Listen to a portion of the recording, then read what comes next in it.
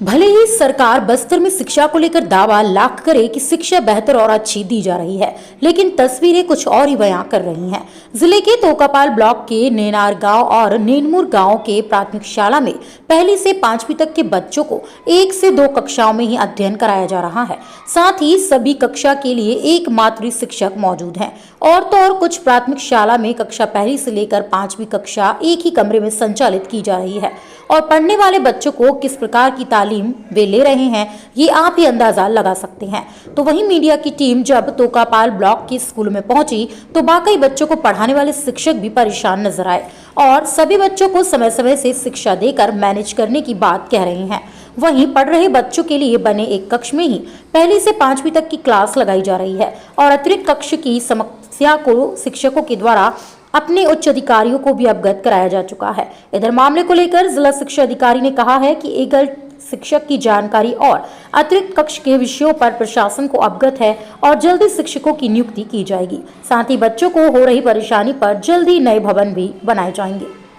जगदलपुर से bureau chief Anil Rao की report.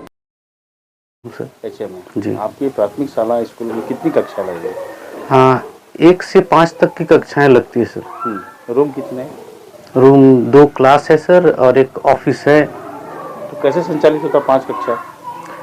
पहली और दूसरी का एक कक्षा में होता है सर और तीसरी से 5वीं का एक कक्षा में बैठते हैं बच्चे। तो पढ़ाने में कोई दिक्कत नहीं होती है? दिक्कत तो होता है सर, लेकिन अब एकल शिक्षक है तो करना ही पड़ता है। आप HM भी है और टीचर भी है? जी सर, दोनों संभाल रहे? दोनों संभालना पड़ता है सर। अधिकारी लोग पहुँचते नहीं यहाँ पर देखने की? आते हैं सर।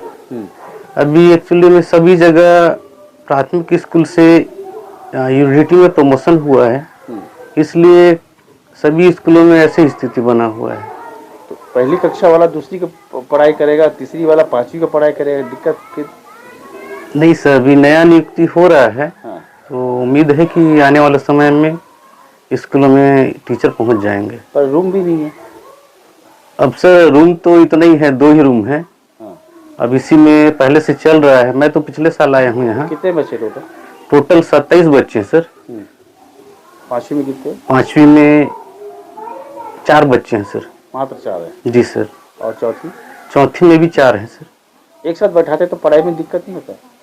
सर अब दिक्कत तो होता है सर, कोर्स वगैरह तो पूरा नहीं हो पाता है और सभी कक्षाओं का एक साथ बिठाने से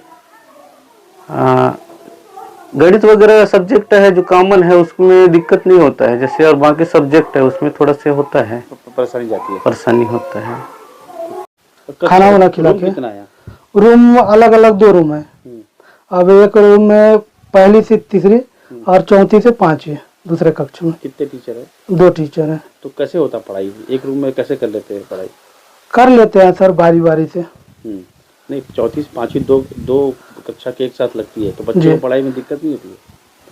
परेशानी तो होती है सर, लेकिन अलग अलग ही है। मतलब 45 मिनट एक कक्षा को और 45 मिनट एक कक्षा को, ऐसे कर करके मैनेज कर लेते हैं कक्षा। ऊपर जानकारी है अधिकारियों को? जी, सबको जानकारी है। लेकिन रूम अतिरिक्त कक्षा बनाने के लिए अतिरिक्त कक्षा के लिए तो दिया था सर, यहाँ रूम का मतलब भवन के लिए दिया था। भवन बोलते हैं कि पंचायत वाले नया बनेंगे, हम लोग दिए भी हैं, एस्टीमेट आने वाला है, ऐसे बोल के बोले हैं सरपंच। अब तक नहीं हुआ? अब तक नहीं हुआ है, इस बार बनेगा भी बोल के। मैं बीच में फिर संपर्क किया था, यहाँ का मरम्मत भी अधूरा है, थोड़ा सा आप लोग भी सहयोग करो बोल के। तो मरम्मत नहीं करना है, नया भवन के लिए स्वीकृति हम लोग करा रहे हैं, ऐसे बोले हैं। कब तक होगा कोई जानकारी? कोई जानकारी नहीं है सर। अच्छा, जैसा कि आप लोग को पता होगा कि शासन के निर्देश अनुसार जो भी हम संलग्न करते थे उनको समाप्त कर दिया गया है। तो अभी कुछ स्कूलों में ऐसी प्रॉब्लम आई है, तो कलेक्टर महोदय द्वारा ये निर्देशित किया गया है कि रैशनलाइजेशन किया जाए। मतलब दर संख्या के अनुसार जहाँ जो टीचर्स अगर अधिक हैं तो उनको जहाँ कम है वहाँ पर शिफ्ट किया जाए, क्योंकि शिक्षक के पद पूरे भरे भी नहीं गए हैं, काफ़ी पद रिक्त हैं। तो इस प्रकार से अब रैशनलाइजेशन हम कर रहे हैं कलेक्टर महोदय के निर्देशानुसार, और उसको शीघ्र ही पारित कर दिया जाएगा और ये जो अव्यवस्था हो रही है उसको ठीक कर